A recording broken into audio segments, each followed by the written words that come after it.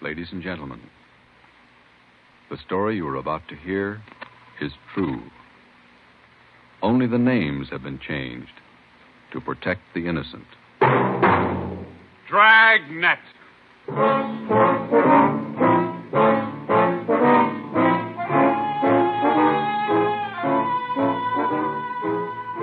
Dragnet, the documented drama of an actual crime, investigated and solved by the men who unrelentingly stand watch on the security of your home, your family, and your life. For the next 30 minutes, in cooperation with the Los Angeles Police Department, you will travel step by step on the side of the law through an actual case from official police files, from beginning to end, from crime to punishment. This is the story of your police force in action. Dragnet.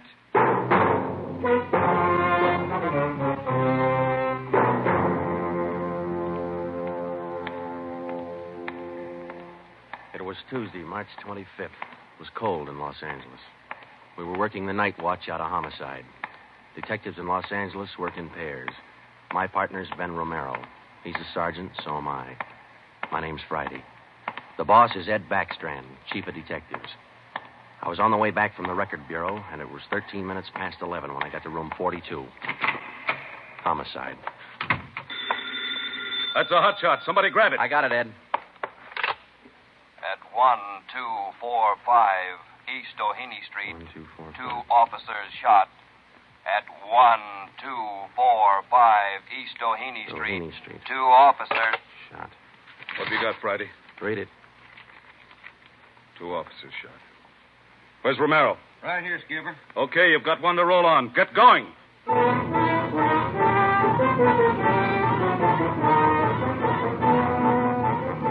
Both Ben and I knew where we were heading. We'd recognized the address. It was the Trapdoor Cafe, a joint in the south end of town that did business with a pretty rough crowd.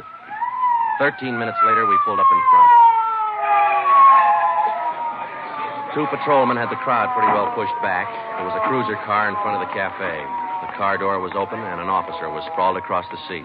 He was conscious but weak, and one of his pant legs was pretty red. Hello, Sarge. Hi, how you doing? I've done better. Yeah, well, what happened? Williams and I were cruising. We've been keeping an eye on this cafe lately. Tonight we decided to take a look. And just as we went in, 2 guys left in a hurry, the back door. We followed them out into the alley. It was dark out there, and I called to them. I said, "Hey, fellas, just a minute, I want to talk to you." They stopped? I'll say. One of them whirled. He had a gun in his left hand. He shot both of us. Left hand, huh? Williams went down and out. I went down, but I took a shot at them. No effect. Then I started crawling out here to the car so I could call in. You started crawling? Yeah. Wait a minute, Emerson. Weren't there any people around by that time? Oh, yeah, quite a few ran out after the shots. You mean nobody would help you to the car? That's right. Did you get a good look at either of the gunmen? Well, one of them was tall. I think he was a redhead. There was something funny about his nose.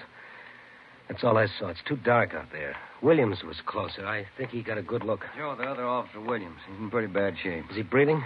He's still alive, Emerson. I don't know how much time he's got. Ambulance? On the way. Okay, let's round up all the men who are in the cafe. We're taking them in.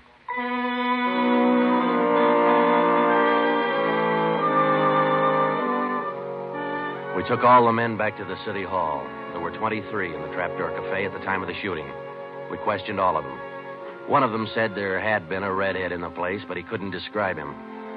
Ben and I left the interrogation room, and we went back to the squad room.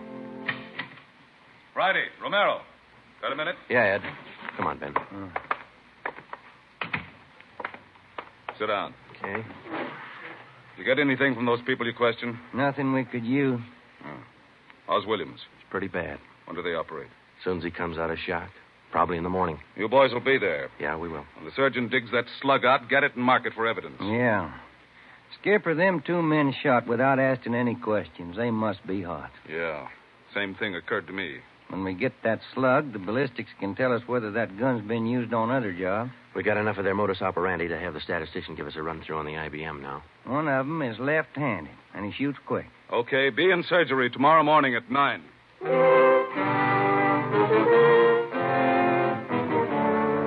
Neither Ben or I said much on the way home, but we were both thinking the same thing.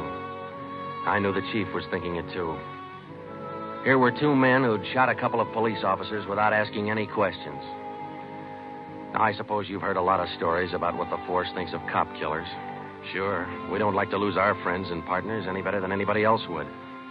Why not figure it this way? If these two guys would gun a couple of armed police officers, do you think they'd hesitate to shoot you, the unarmed citizen?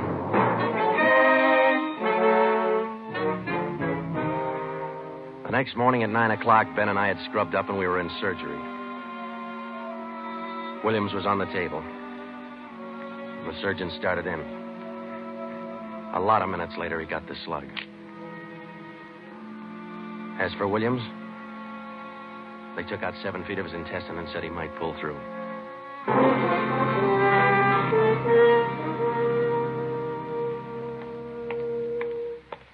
Joe, here's the report from Ballistics. The slug they took out of Williams come from a .44 Smith & Wesson.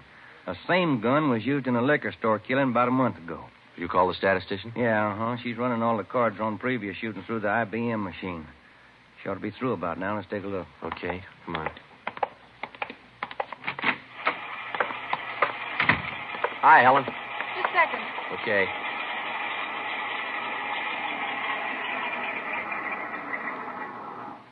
Well, that's it for you.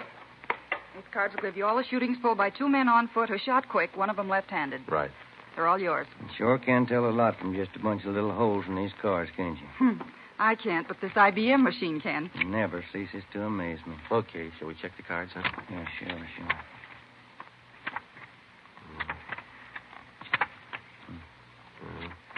Wait a minute, Ben. Here we are. Huh? Yeah. Here's that liquor store killing Ballistics tied the Smith & Wesson in on. Same gun that Emerson Williams was shot with? Well, it checks out. The liquor store was in the same neighborhood as the Trapdoor Cafe. Same gun, huh? Got to be. How long ago? A month ago, yeah. Ben, take the DR number off this card and let's pull the crime report on that job.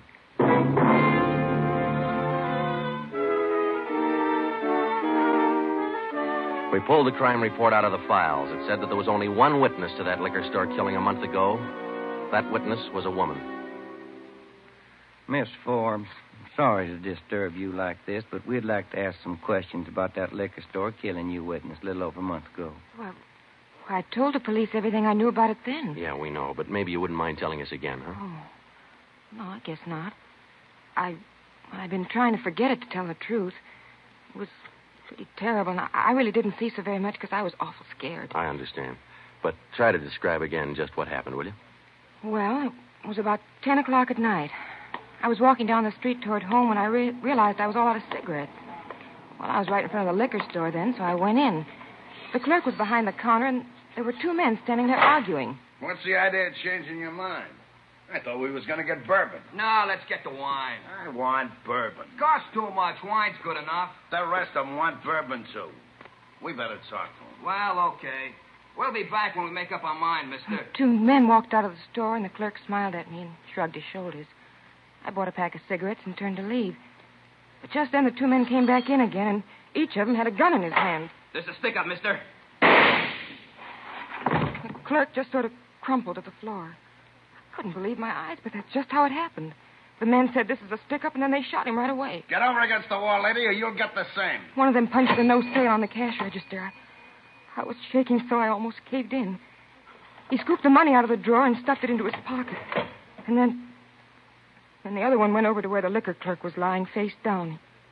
He knelt down beside the clerk, and he put his gun against the clerk's spine. Then they both ran out of the store. Oh, it was terrible. That clerk, he was lying there helpless and wounded, and they deliberately... Yeah, Miss Forbes, I understand. Oh, Miss Forbes, you said that both of the men had guns. Yes. One of the guns was black, and the other was sort of fancy looking. What do you mean, Miss Forbes? Well, it was real shiny. Nickel-plated? I wouldn't know about that, but it was shiny. There were 2 guns, huh? Yes. Well, now about the men themselves. Well, I was so scared their faces just didn't register with me. The one who shot the clerk in the back was sort of stocky. That's about the best I can do. Well, you mentioned in the report that one of the men was left-handed. Yes, I do remember that. Uh-huh. Look, Miss Forbes, this is very important to us. One of the men was a redhead. Redhead? Why, no, I didn't see any redhead.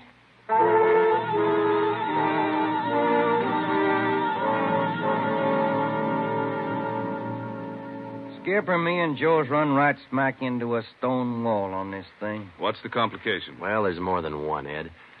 In the first place, we know that the .44 Smith & Wesson was used in both shootings, but the descriptions of the men involved don't check. Police officer Emerson said he thought the man that shot him and Williams outside the Trapdoor Cafe was a tall, left-handed redhead. Said there's something funny about his nose. You think Williams got a better look at him? Well, probably did, but Williams isn't strong enough to talk yet. And a girl that witnessed the liquor store killing a month ago said that one of those men was left-handed. But she said neither of them was a redhead. And on top of all that, now we've got 2 guns to worry about. The girl mentioned 2 guns, so we checked the autopsy report on that liquor clerk. And, Ed, the bullet that actually killed him came from a .32-20, not a .44 Smith & Wesson. That fact didn't get any publicity at the time, did it? No, it didn't. Okay. We won't give it any publicity now either. With a lowdown, it's just the .44 Smith & Wesson we're after. Because if whoever owns the .32-20 finds out it's hot, we'll never get it. Anything else? Well, we sent teletypes to all outlying stations in neighboring cities. Told them that if they get any red-headed suspects, no matter what charge they got them on, to hold them for questioning. Yeah. Now, how about this .32-20, the actual murder weapon? Any leads on it? We've got one, Ed. We've been checking the records, and we discovered that 4 hours after the liquor store killing, a taxi driver in the neighborhood was shot and robbed. Slug was pretty well mashed, but there was enough to tell it was from a .32-20. So we're going over to question the taxi driver now. Good. Well, I think you boys are on the right trail. So far, what we've got is mostly unrelated facts, but sooner or later, those facts have all got to tie in at some point along the line. Find that point.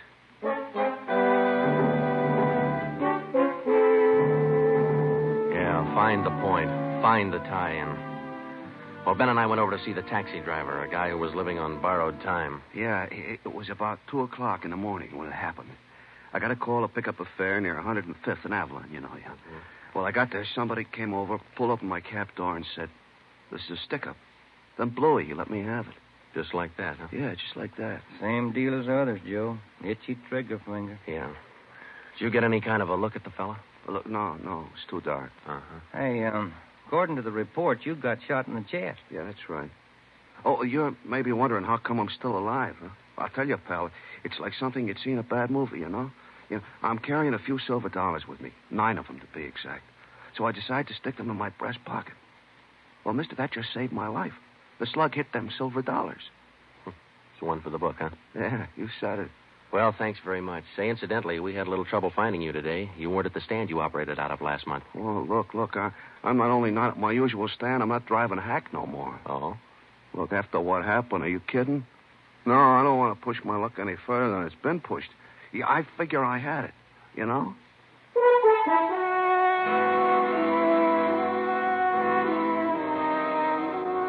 And about that time, Ben and I were beginning to figure we'd had it. We were getting nowhere fast. We had a few informants nosing around, but so far they hadn't come up with any leads. Well, Ben and I followed up all the teletypes that poured in. We just got back from Santa Ana, where we'd been questioning a red-headed suspect, and we'd flopped in the squad room when Chief Backstrand's door opened. Friday. Romero. Got a minute? Yeah, Skipper. Any luck with the Santa Ana redheads? No, none at all. I guess you haven't heard the latest. We just now got back in town, Skipper. Early this morning, another cab driver got shot. What? Yeah. Man came up to his taxi, opened the door, said, "This is a stick-up," and shot him. Bullet went through one leg and into the other, but the driver managed to start his cab and drove over to a cafe. He called in from there. Boys recovered the slug? Yeah. It came from the same .44 Smith & Wesson that was used in the other 2 jobs. The cab driver get a look at the gunman? Yeah, briefly. Was it the redhead? No. Well, the stocky guy. He wasn't red-headed and he wasn't stocky. That's all the driver knows. Well, that's great. Skipper, this is beginning to sound like a gun of the month club. You reckon somebody's renting them guns out? Well, they're passing the guns around all right, but I think they're working together. The way they operate indicates that. Yeah, the trigger-happy routine. Killing is apparently more than a business to them. It's pleasure, too. That's why we've got to get to them fast. Come over here. All right. Come on, Ben. Here. Take a look at this map. Uh-huh. Here's the Trapdoor Cafe, and over here's the liquor store. And down here is where the first cab driver got shot. Mm-hmm. Right here's where the second one got it. All of the shootings have taken place within an area of 10 square blocks. Okay. Tonight we're going to throw a blockade around that whole area. Good. It'll go into effect at 10 p.m.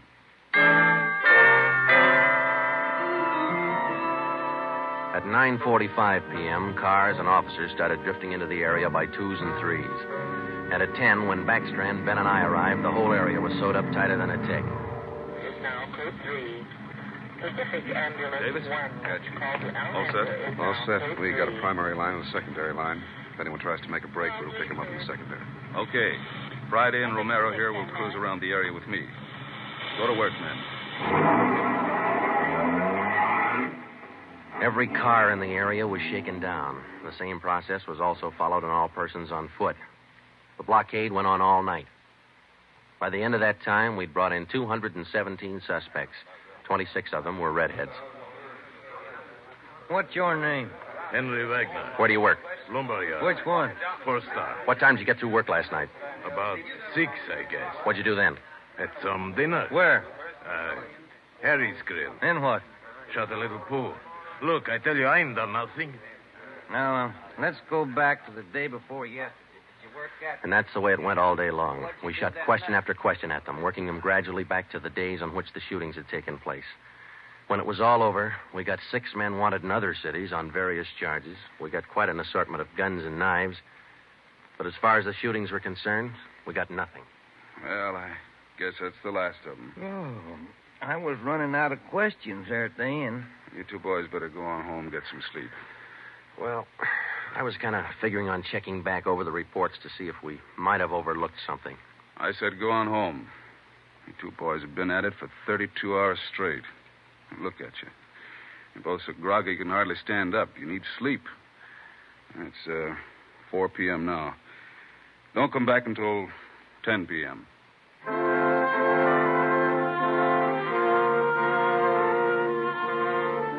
When I walked into the squad room at 10, Ben was already there. An informant had just phoned in a new lead. He told Ben he'd heard about a gang that had been hanging out down around the DeVere bungalow court in the south end of town. We knew that the DeVere was close to the Trapdoor Cafe, so we went over to talk to the manager. Joe, I've been meaning to ask you. You checked on how Williams is getting along? Yeah, I did. I called the hospital this afternoon. It's going to be all right. Oh, that's fine. Well, here we are. Yeah, manager's office. Still got a light on.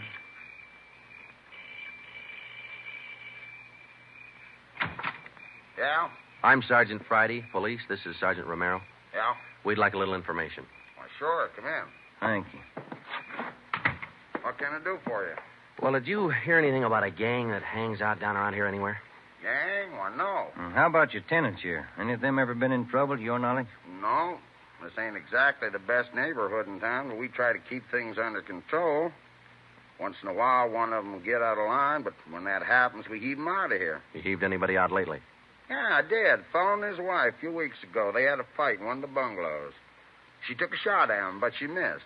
Party by the name of Stuba, Carl Stuba. What did this Stuba look like? Oh, sort of tall, skinny. Was he a redhead? No. Now, we'd like to take a look at that bungalow that he lived in. Sure. Help yourselves. Down the end there, number 5. Still vacant.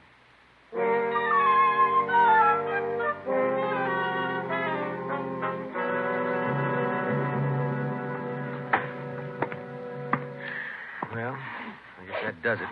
Stuba didn't leave a thing behind. Matter of fact, we don't have anything to prove that this Stuba's tied in at all. We're only working on a hunch. Hey, Joe, look. Where? Up on the wall there, just by the window. Oh, yeah. Yeah, that plaster there, it's newer than the rest. You got a knife? I sure have, boy, and I'm carving. That manager'd be awful unhappy with me if he was here. Yeah, he would. Yeah, it might... Hey, Joe, here it is. A slug. They plastered right over it. Okay, dig it out, and let's hope it matches. It matched. The slug from the wall came from the same .44 Smith & Wesson that had been used in the other shootings. So now we had a name to work on, Carl Stuba. But he'd done a good job of dropping out of sight. Well, the next day, Ben thought he had another lead. I've just been talking to another informant, Joe. He says he heard that there's a fella down in that neighborhood been trying to sell a gun lately. What kind of a gun? Nickel-plated with steer horn handles. Nickel-plated. Well, maybe that's our .44 Smith & Wesson. Maybe. Did the informant know who this man was? Said the feller's name was Alonzo. Yeah. Alonzo who? Just Alonzo. That's all he knew.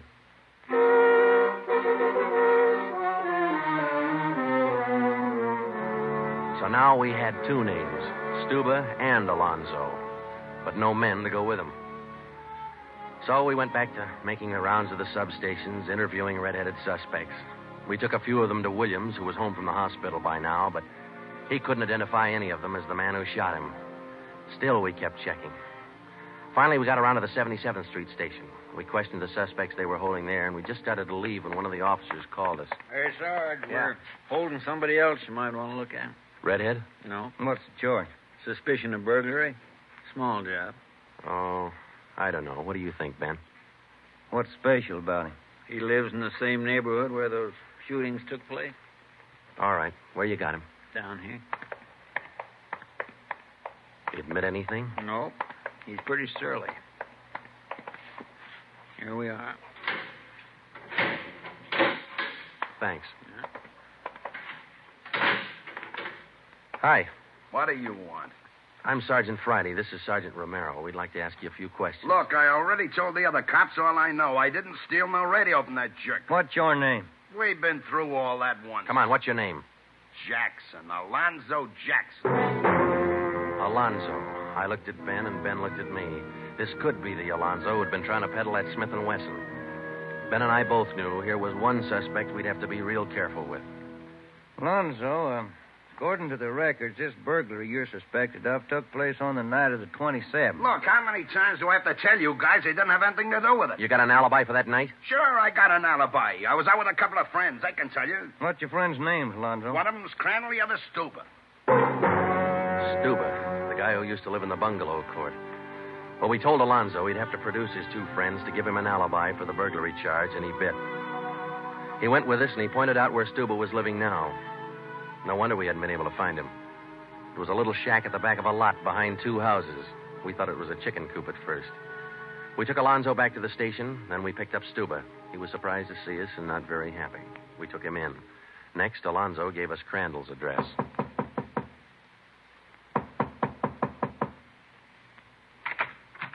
Yeah? Mr. Crandall in? No. Will he be back soon? I don't know. Who are you? Sergeant Friday, Sergeant Romero, police. What do you want with him? Oh, nothing important, lady. We just wanted him as a witness. Oh. Well, I don't know just when he'll be back. Probably an hour or two. Okay, thanks.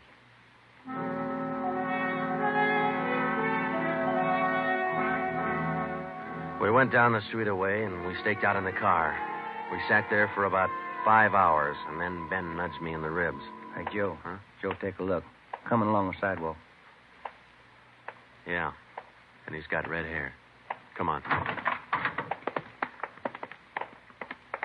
Crandall. Huh? Your name Crandall? Who are you? Friday Romero, police. Police. What do you want with me? I haven't done nothing. Well, then you got nothing in the world to worry about. Come on.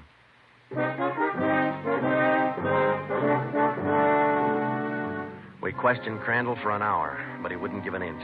Denied everything. Then we put him in a car, and we drove over to Officer Williams' house.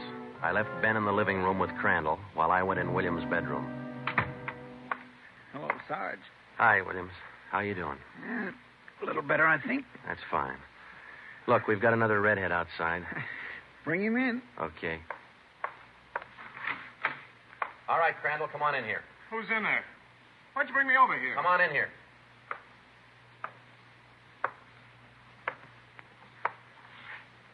How about it, Williams? That's the guy. No, I'm That's not. the guy that shot me. Well, Crandall? No. Yeah. It was an accident. I didn't mean to shoot him. It was an accident. Once Crandall got started, he talked his head off. He also admitted being in on the liquor store killing, but insisted he was only the lookout. We took him back to the station and got his whole story down on a tape recorder. Yeah, he was left-handed. Then we went back to Alonzo, who didn't know we had Crandall's confession. We met the chief in the hall outside the room where they were holding Alonzo. About ready to tie the knot? Oh, hope so, Chief. But Alonzo hasn't given any yet. And we still haven't found those guns. We've got one of them. Which one? The Smith & Wesson. Stuba popped about that one 10 minutes ago. Said he left it with his girl. A couple of the boys are on their way over to get it now. That's good, Ed. That leaves just the 32-20. You haven't mentioned the 32-20 to Alonzo, have you? No. He still thinks we're after that Smith & Wesson, and that's the way we're going to play it right now. Go ahead. Look, how much longer are you guys going to hold me here? Didn't you check with those friends of mine? Alonzo, we got a tip that you've been trying to sell a gun lately. A gun? Yeah, 44 Smith & Wesson. Oh. No, it's not true. That Smith & Wesson's been used in a couple of robbery jobs this month, and we think it's your gun. That's a lie. Any proof of that? Why, yeah. Sure, I got proof of that. I used to have a gun, but it wasn't a Smith & Wesson. Look, if I tell you where it is, that ought to convince you, shouldn't it? It'll help things. Okay. I sold it to a neighbor of mine. He gave me $7. I'll give you his address. You sure it's not a Smith & Wesson? Sure, I'm sure. It's a 3220. Yeah, it worked. We went to the neighbor's address, and he admitted having bought the 3220, but said he lent it to a friend who'd never returned it. The friend had hocked the gun to a barber. The barber gave him $15 and a haircut for it. We finally got it from the barber, and we came back to the station. I'm all set, Joe. I'll be in the next room. Just give me the nod. Okay. Hello, Alonzo. Hey, you got the gun. Yeah, we got the gun. Well, now maybe you'll believe I'm on the level. Okay if I go now? I guess we won't be able to hold you here much longer. You can say that again, brother. You could have saved a lot of time if you'd have listened to what I've been trying to tell you all along. I guess you're right, Alonzo. Sure, I'm right. You know, you guys would be a lot better off you believe guys like me the first time we tell you something. But on the liquor Instead store of job, running- I was only a lookout. I was outside. Huh? It was the other two who pulled that one.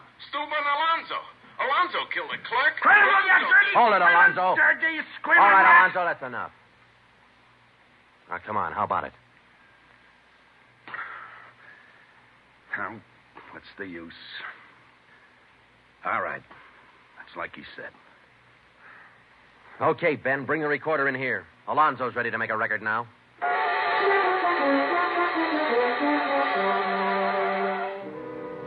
By playing back Crandall's statement that we'd recorded earlier, we got a full confession from Alonzo. We took the three of them out and had them reenact the 4 shootings, and we photographed it on sound film.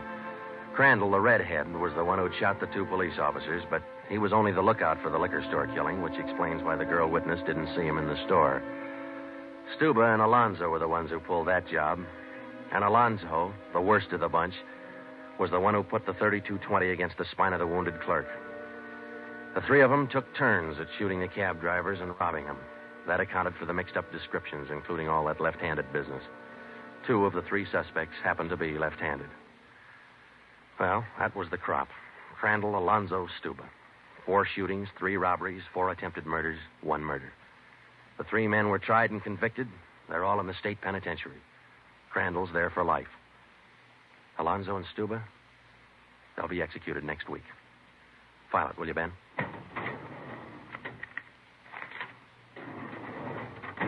Case closed. Dragnet.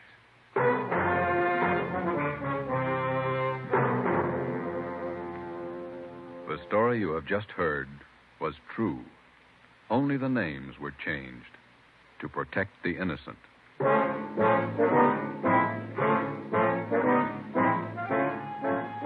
You have just heard the second in a new series of authentic cases from official files. Technical advice for Dragnet comes from the office of C.B. Horrell, Chief of Police, Los Angeles Police Department. Tonight's program is dedicated to Radio Officer Delmer E. Cook of the Los Angeles Police Department, who, on the afternoon of December 6, 1948, gave his life so that yours might be more secure. Dragnet came to you from Los Angeles. This is NBC, the national broadcasting company.